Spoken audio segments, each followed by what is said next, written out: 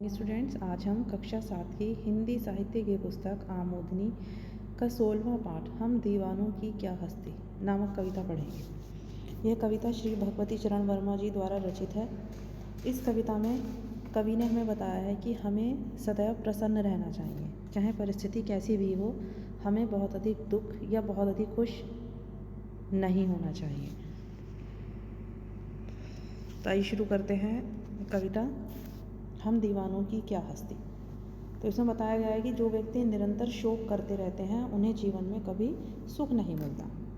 कि हम दीवानों की क्या हस्ती हैं, आज यहाँ कल कहाँ चले, मस्ती का आलम साथ चला, हम धूल उड़ाते जहाँ चले। तो इसमें कवि कहते हैं कि हम दीवानों की क्या हस्ती है, यानी कि दीवाने यानी कि मस्त मौला व्यक्ति जो कभी भी बहुत अधिक दुखी नहीं होते हैं या बहुत अधिक खुश नहीं होते हैं, हमेशा अपनी मस्ती में मस्त रहते हैं।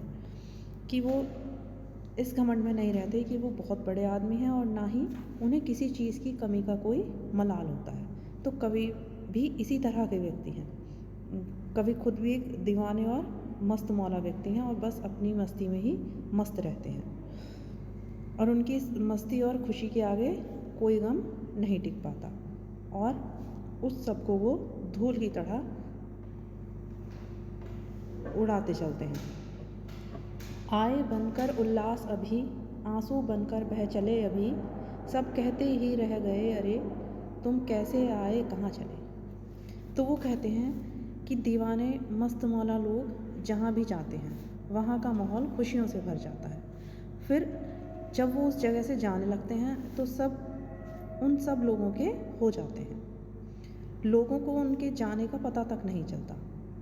वो तो अपने मन में सिर्फ अफसोस ही करते रह जाते हैं कि उन्हें मालूम ही नहीं हुआ कि कवि कब आए और कब चले गए। कवि यानी उनकी तरह और जो कवि हैं, जो मस्त मौला हैं, उसी तरह जो और व्यक्ति भी हैं। तो इस प्रकार कवि कह रहे हैं कि एक जगह टिक जाना या टिक कर रहना उनका स्वभाव नहीं है। कि सब कहते ही रह गए अरे तुम कैसे आए कहाँ चले। तो उनका स्वभाव ही नहीं है कि वो एक जगह टिक कर रहे हैं, उन्हें घूमते रहना ही पसंद है। इसलिए वो अक्सर अलग अलग जगहों पर आते जाते रहते हैं। किस ओर चले यह मत पूछो, चलना है बस इसलिए चले, जग से उसका कुछ लिए चले, जग को अपना कुछ दिए चले। तो कवि कहते हैं कि मुझसे मत पूछो कि मैं कहाँ जा रहा हूँ, मुझे तो बस चलते ही जाना है। मैंने इस दुनिया का ज्ञान प्राप्त कर लिया है कि जग से उसका कुछ लिए चले, जग को अपना कुछ दिए चले। कि दुनिया का ज्ञान उन्होंने प्राप्त कर लिया है, अर्थात उस ज्ञान को बाकी लोगों के साथ बांटना चाहते हैं। इसलिए उन्हें निरंतर चलते ही रहना है और वो एक जगह पर टिककर नहीं रह सकते। दो बात कही दो बात सुनी, कुछ हंसे और फिर कुछ रोए, छक कर सुख दुख के घूंटों को हम एक भाव से पिए चले। तो वो कहते हैं कि वो जहाँ भी जाते हैं लोगों से घुलते मिलते रहते हैं और उनके सुख दुख को बांटते हैं। कवि के लिए सुख और दुख दोनों भावनाएं एक समान है। कि सुख दुख के घूंटों को हम एक भाव से पिए चले। कि उनके लिए दोनों ही समान भाव रखते हैं, चाहे वो सुख हो चाहे वो दुख हो। अगर उन्हें कोई खुशी है तो वो बहुत अधिक खुश नहीं होते हैं, या उन्हें कोई कष्ट है दुख है तो वो बहुत ज़्यादा दुखी भी नहीं होते हैं। इसलिए वो हर परिस्थिति में शांत रहकर सहन कर लेते हैं। चाहे वो दुख हो और खुशी हो तो वो दूसरों के साथ उसे बांटते चलते हैं। हम भिखमंगों की दुनिया में स्वच्छंद लुटाकर प्यार चले, हम एक निशानी सी उर पर ले असफलता का भार चले। तो कहते हैं कि ये जो दुनिया है ये बहुत ही अधिक स्वार्थी है। लोग स्वार्थ में इतने अंधे हैं कि बस भिखमंगों की तरह सबसे कुछ ना कुछ मांगते ही रहते हैं। वो अपने स्वार्थवश किसी का बुरा करने से भी नहीं चूकते। लेकिन जो कवि हैं वो स्वार्थी नहीं है, इसलिए उन्होंने स्वार्थी दुनिया पर बिना किसी शर्त के अपना अनमोल प्यार लुटाया है।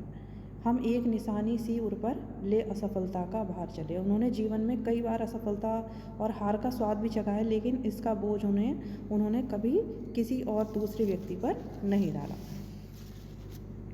अब अपना और पराया क्या, आबाद रहें रुकने वाले, हम स्वयं बंधे थे और स्वयं हम अपने बंधन तोड़ चले। तो कहते हैं कि इस दुनिया में उनके लिए कोई अपना या पराया नहीं है। जो लोग एक मंजिल पाकर एक जगह पर रुक गए हैं तो वो कहते हैं कि जो वहाँ ठहरना चाहते हैं तो कवि उन्हें कहते हैं कि वो आबाद रहें रुकने वाले, यानी कि वो उन्हें सुखी और आबाद रहने का आशीर्वाद देते हैं।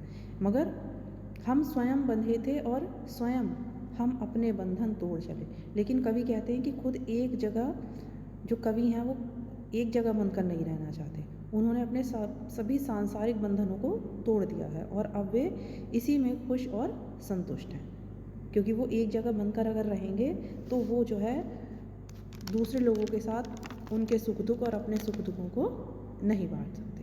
तो इस कविता में हमें यही बताया गया है कि हमें हमेशा प्रसन्न रहना चाहिए, हमेशा अपनी सोच सकारात्मक रखनी चाहिए, नकारात्मक नहीं सोचना चाहिए, ताकि हम दूसरों को बोझ ना लगें और दूसरे व्यक्ति हमसे हमेशा आनंद के साथ मिलते रहें। क्योंकि जो व्यक्ति हमेशा नेगेटिव बातें करते हैं, दूसरे व्यक्ति उनसे हमेशा दूर भागते हैं और उन्हें जीवन में कभी सुख भी नहीं मिलता। तो आशा करती हूँ कि आपको ये कविता समझ में आ गई होगी। अब इस पाठ से संबंधित प्रश्नों के उत्तर। पहला प्रश्न है, कवि ने दीवाना शब्द का प्रयोग किसके लिए किया है? तो इसका आंसर है, कवि ने दीवाना शब्द का प्रयोग बंजारों के लिए किया है। और बंजारा उन्हें कहते हैं जो व्यक्ति कभी भी एक स्थान पर नहीं टिकते, हमेशा आगे के आगे चलते रहते हैं। सेकंड, इस कविता के माध्यम से कवि क्या संदेश देना चाहता है? इसका आंसर है, इस कविता के माध्यम से कवि यह संदेश देना चाहता है कि जीवन में हमें सदैव आगे बढ़ते रहना चाहिए।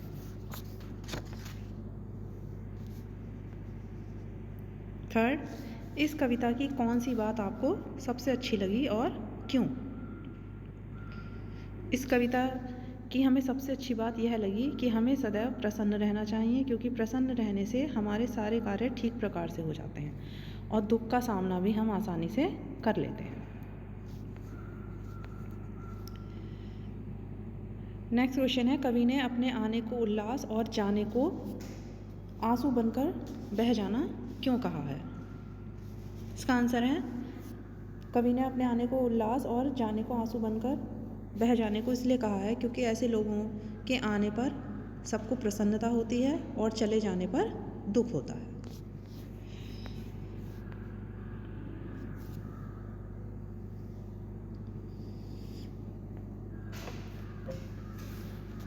नेक्स्ट एक्सरसाइज है, सही शब्द से कविता की पंक्तियाँ पूरी कीजिए। तो ये कार्य आपका होमवर्क है, ये काम आपको स्वयं करना है। आप ये कविता याद करेंगे और ये पंक्तियाँ आप पूरी करेंगे। नेक्स्ट एक्सरसाइज है, सही उत्तर पर सही का चिन्ह लगाइए। दीवाने क्या उड़ाते चलते हैं? इसका आंसर है धूल। नेक्स्ट, उल्लास और आंसू से कवि का क्या तात्पर्य है? तो उल्लास और आंसू से कवि का तात्पर्य सुख और दुख से है। हम क्या लुटाकर चलने वाले लोग हैं? प्यार। रुकने से यहाँ कवि का क्या तात्पर्य है? रुकने से कवि का तात्पर्य यहाँ व्यक्ति के ठहर जाने से है। नेक्स्ट एक्सरसाइज है, इस कविता का भावार्थ अपने शब्दों में लिखिए। तो ये कविता आपको समझाई जा चुकी है, तो इस कविता का भावार्थ आप अपने शब्दों में स्वयं लिखेंगे। नेक्स्ट, भाषा बोध। इसमें है, सही मिलान कीजिए। हस्ती, मस्ती, धूल, फूल, हंसे, फंसे, भार, तार, तोड़, जोड़।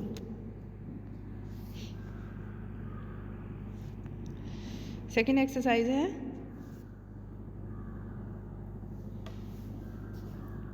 निम्नलिखित शब्दों के पर्यायवाची शब्द लिखिए। इसमें पहला है दीवाना, इसके दो पर्यायवाची शब्द आप लिखेंगे, एक पागल और दूसरा लिखेंगे आप मस्ताना, यानी जो मस्त मौला व्यक्ति होते हैं, मस्ताना।